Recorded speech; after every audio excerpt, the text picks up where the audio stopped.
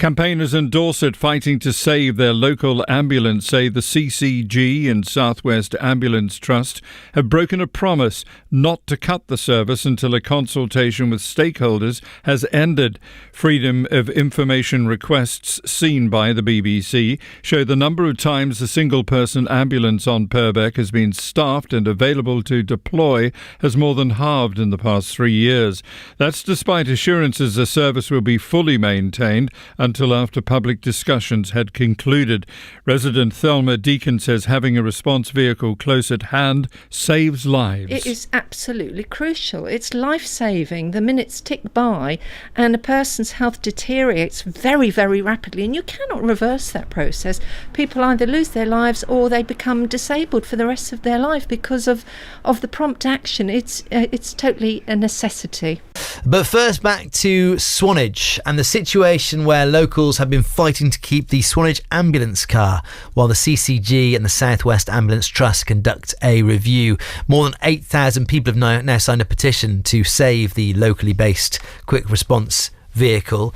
But Freedom of Information requests show that the number of shifts where the vehicle's been available and staffed have more than halved in the last 3 years, and at the same time response times for Category 1 incidents have more than doubled.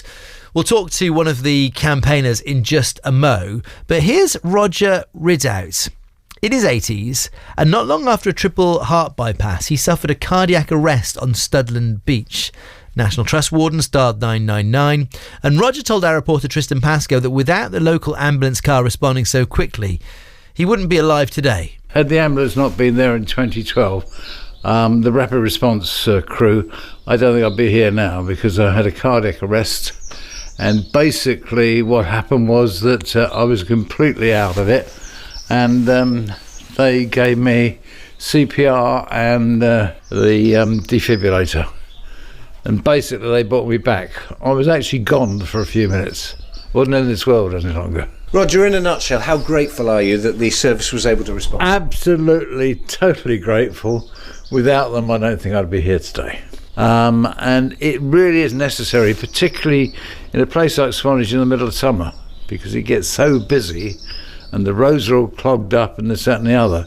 And an ambulance would probably take at least 3/4 of an hour to get from somewhere like the Baker's Arms, at the end of the Upton bypass, because the traffic is horrendous. I have a lot of sympathy for the ambulance service because obviously their funding is stretched, etc. But by the same token, I think this is vital that we keep a rapid resource. Roger Ridout talking to our reporter Tristan Pascoe there. Well, Debbie Monkhouse is on the line with me. Morning, Debbie. Morning, Steve. Labour Town Councillor in Swanage and a campaigner to save our ambulance. What did you make when you saw these Freedom of Information figures? More than double waiting time, more than halved staffing numbers? Well, obviously we were absolutely horrified, Steve. We noticed we hadn't seen the car around town quite as much, but it hadn't occurred to us that the staffing had been run down to kind of 42% it was averaged over the whole year, and in some months 3/4 of the time the car wasn't staffed. And when we talk about 15 minutes on average to get to a Category 1 patient, we're talking here about people who've stopped breathing, heart stopped beating, or who are unconscious and unresponsive. Basically, they're people who will die within minutes. That's why the target response time is a maximum of 7 minutes. So an average time of 15 minutes tells a very awful story. Yeah, I mean, you're comparing unusual years here, I guess, is a potential argument. You're comparing 2019 with 2021, so normal pre-pandemic year with a year in which people were subject to various lockdowns and stuff. I don't know if that impacted on the staffing of the ambulance car. Well, I mean, the interesting thing is that the call-outs to Swanage and Purbeck have actually declined. So there were more call-outs to Swanage and Purbeck in 2019 than there were in 2021. So if increased demand has played a part generally, we haven't seen that in this area. And I don't think the Ambulance Trust are saying that they've run all their services down to only operating 40% of the time. I mean, from the Freedom of Information Act response on the staffing, they actually explain that it's gone down to 40% because they've taken the staff off and put them on double crewed ambulances instead. And they also just say very specifically, as of the 4th of June 2020, we no longer have Swanage solo vehicles in our resourcing plan. I know they're now saying that was a mistake, but clearly they felt the need to explain why it was so poorly resourced, which suggests that isn't what's happened across the board. And if that's not the reason, what is the reason? And just talk to me about the double crewed vehicles versus the solo staffed ambulance car, because you would, I guess, say that for Swanage, that kind of nimble single person operation can do a lot of good. Absolutely. The car is tethered to Swanage and Purbeck. It doesn't routinely take patients to hospital, so it's much more likely to be here when we need it. Whereas the ambulances are out working across the county. As we know, the ambulance trusts are under a tremendous amount of pressure, and it can take a very long time to get back to this end of the Purbeck Peninsula. So the car can save lives, it can stabilise people, the car paramedic, while we're waiting for an ambulance to come. And we spoke about the Category 1 response time being 15 minutes. For people having a stroke or heart attack, that's Category 2, an hour and 12 minutes was the average response time. Also, what is never mentioned is that half the time, when there's an emergency call out, the car paramedic can treat the person at the scene, which saves wasting a double crewed ambulance that's often had to come from miles away. South Western Ambulance Trust have given us this statement. They say, we and the wider NHS continue to experience a sustained high level of demand, whilst also being impacted with the inevitable increases of staff absences during the COVID-19 pandemic. The ambulance car based at Swanage is no exception. We know and understand the local community has a vested interest in the future of this resource. We are listening to the views of local people. The Purbeck car is included within the South Western Ambulance Trust resourcing plan, and you mentioned, Debbie, the correction to the FOI request soon to be issued to reflect that. They say, finally, we're sorry that some patients are having to wait longer for an ambulance as a result of health and social care being under severe pressure. People are working incredibly hard day and night to enable us to be there for our patients whilst prioritising those who are most seriously injured and ill. Just finally, Debbie, your response to that? Well, it's quite obvious that something's been going on in relation to the paramedic car, because that is not the average level of staffing across the fleet. And I do struggle with things like invested interest. We're talking in 2019, when the car was fully staffed, it attended to over 400 risk to life cases in Swanage. The total number of call-outs that attended in Swanage was just under 1,000, but there was risk to life in 418 of those cases. So obviously the community is very concerned about the running down of a resource that potentially saves that many lives. Debbie, really good to talk to you as always. Debbie Monkhouse, Labour Town Councillor and member of Save Our Ambulance campaign in Swanage. We're going to start, though, back on the Purbecks. For 3.5 years now, people in Swanage have been fighting to save their local ambulance car, while the CCG and South West Ambulance Trust conducted a review. But new Freedom of Information requests show the number of shifts where the vehicle's been available and staffed have dropped by more than half in the last 3 years.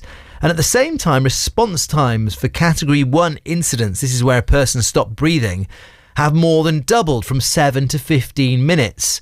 We're going to talk to someone whose life was saved by the ambulance car in a Mo. But first, have a listen to these people in the market in Swanage who said they wanted the local ambulance to remain exactly that, local. I think it's shocking because so many people really depend on having an ambulance that comes quickly, that is based in Swanage, not having to come all the way from Poole or Wareham. We are very much out on a limb here on the Isle of Purbeck, and though that extra time that would be spent waiting for an ambulance, which we know are being very, very delayed now, and then having to go all the way over to Bournemouth, could have life-changing consequences for individuals living in Swanage. My view would be it's been cut because of cost, not because of the need. We're very cut off here in Swanage in a way. If it's the night time and the ferry's not running, it's a long way to go to Poole, and it's a long way to wait for an ambulance. If something's got to come from miles away, chances are you won't. If you've got something serious, you won't make it. I fully support one, fully here all the time. Just a few voices from Swanage there. Well, as I say, somebody who had his life effectively saved by the Swanage ambulance car is Kevin Egan. He was 51. The car recognised that he'd had a stroke and took him straight to hospital at blue light speed. Kevin, morning. Hi, good morning. Nice to speak to you. Talk to you again. This FOI, which has shown that the sort of response times for ambulances over the last 3 years has more than doubled. What's your response to that? It's just ridiculous. I can't see how this rapid response car can even be considered to be withdrawn. It saved my life without a shadow of a doubt, because the paramedic recognised that I was having a stroke, which I was completely unaware of. He managed to get me to Poole Hospital on Blues and Twos in rapid time, and basically allowed me to sit here and have an interview with you today. Otherwise, my life would have been very, very different. Hopefully this isn't the highlight of that saved life, but I take your point. Do you think it's being run down then, Kev? The fact that it's being used or staffed less and is taking longer to get to calls? Absolutely. From my own personal experience, again, just with my son in September, we had to call an ambulance. We phoned an ambulance at 11 o'clock in the evening. It was the end of September. 2.5 hours later, a crew from Bristol arrived. 2.5 hours later. Yeah. And the rapid response car can be local, could have been here within a few minutes, assessed the situation. It just so happened my son had a viral infection. We thought it was meningitis. But he had a viral infection, ended up in Poole Hospital for the night. But the rapid response car would have been here, would have dealt with that situation and moved on and left an ambulance available for someone perhaps that needed it more seriously. But the cuts in the service will absolutely have a devastating effect on the population of Swanage and Purbeck. We approached both the CCG and South Western Ambulance Service for a statement on this. CCG haven't responded. South Western Ambulance say, we and the wider NHS continue to experience a sustained high level of demand. The ambulance car based at Swanage is no exception to this demand and impact. We know and understand that the local community has a vested interest in the future of this resource. We're listening to the views of local people. The exercise is scheduled to continue in 2022. This is the, relevant bit. The Purbeck car is included within the South Western Ambulance Trust resourcing plan, and a correction to a recent Freedom of Information response will soon be issued to reflect this. So, in spite of the local concern, Kev, the South Western Ambulance at least saying, and CCG in the past when we've spoken to them saying that, they haven't got rid of this thing. Possibly yet. I don't know if that word is me putting that in or the campaign is putting that in. How confident are you that we'll be sitting here 5 years hence and this will still be a thing? I'm not confident they're going to keep the car, if I'm being honest. I think there's been an awful lot of I would say misinformation, because obviously this freedom of interest, freedom of information has highlighted the drop in the service. None of this information was available up until fairly recently. So I think a lot of it's been, I don't want to sort of put words into people's mouths, covered up really. We've been fighting a very, very honest campaign for sort of just over 3 years now, and trying to keep all this information transparent for people to see. But others in authority haven't been doing the same. And I think it comes down to cost. I think they're just someone in an office looking at a spreadsheet on a computer is looking at the cost effect and going, we don't need this service. Where if it saves 2 or 3 lives throughout the course of a year, that's going to have a huge impact on our community here. Really good to talk to you. Also, go on, Gav. Sorry, also in the summertime, because we're a very popular tourist destination here in Swanage, for an ambulance to get around the Isle of Purbeck in in the peak time of the summer, is nigh on impossible for them to get here in any kind of sort of sensible time. So the car, again, is essential that it's local, it deals with the community here. Okay. Kevin Egan in Swanage, talking about the future of the Swanage ambulance car. Story we continue to cover on this show. We'll have more on it after 8 this morning. Welcome your thoughts on it. You can drop me a line, Steve Harris at bbc.co.uk. If you're going to email, you can WhatsApp us on 08000 321 333. You need to store that number in your phone and then start your messages to me with the word Dorset. The sound of Dorset is BBC Radio Solent. The latest BBC News for Hampshire, Dorset and the Isle of Wight at 8. I'm Alan Jennings. For years, Swanage residents have been fighting to save their local ambulance car. The cuts in the service will absolutely have a devastating effect on the population of Swanage and Purbeck. That's Kevin Egan from Swanage, who had a stroke a few years ago and says he wouldn't be here today without the local ambulance car. More than 8,000 people have signed a petition to save the quick response vehicle and were promised by health bosses it would be fully maintained during a consultation on its future. But Freedom of Information requests reveal the number of shifts where the vehicle has been available and staffed have dropped by more than half in the past 3 years. Kevin Egan again. It's just ridiculous. I can't see how this rapid response car can even be considered to be withdrawn. It saved my life without a shadow of a doubt, because the paramedic recognised that I was having a stroke, which I was completely unaware of. He managed to get me to Poole Hospital in rapid time. Otherwise, my life would have been very, very different. Freedom of Information requests reveal staffing and availability of the Swanage-based ambulance car has halved in the past 3 years. That's despite a promise from the CCG and South West Ambulance Trust that the service will be fully maintained until after public consultation on its future has ended. At the same time, response times for the most serious Category 1 emergencies, where a person has stopped breathing, have more than doubled, going from 7 to 15 minutes.